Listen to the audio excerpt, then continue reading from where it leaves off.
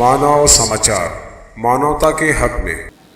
परसों दोपहर 3 बजे के दरमियान एक 11 साल की नाबालिग लड़की आफ्ताब सर चौक रौनकाबाद ये रोड से उसके घर जा रही थी, तो एक आदमी एक्टिवा पे उसका पीछा कर रहा था और उसने उस लड़की को रुका के उसको बोला कि तू मेरी गाड़ी पे बैठ, मैं तुझे छोड़ दूंगा, मैं तुझे चॉकलेट दूंगा, ऐसा बोल के उसका हाथ पकड़ लिया।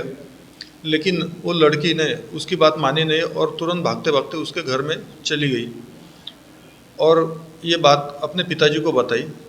पिताजी जैसे ही बाहर निकले, उन्होंने वो एक्टिव वाले आदमी को पहचाना और उसको बोला कि तू रुक, मैं तुझे पकड़ता। तो वो आदमी भाग गया।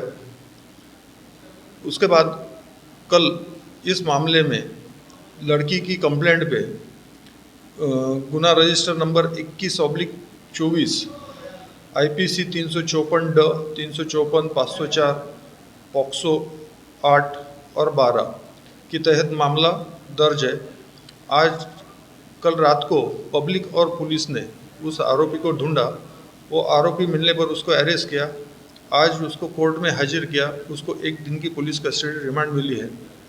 गांव में ऐसी अफवाह चल रही कि बच्चों को पकड़ने वाली गैंग घूम रही है, लेकिन आपके माध्यम से मुझे ये कहना है कि ऐसी कोई गैंग नहीं है।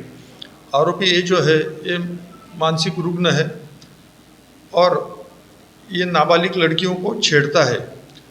लेकिन अगवा करने वाली जो बात चल रही है ये सरासर गलत बात है। इसलिए लोगों ने अपनी जो बच्चियां हैं उनको स्कूल कॉलेज में ज़रूर भेजना चाहिए, डरने की कोई बात नहीं है। आरोपी का नाम खलीक है। इसके ऊपर IPC और पॉक्सो की तहत मामला दर्ज है। ये रहने वाला पवारवाड़ी का है।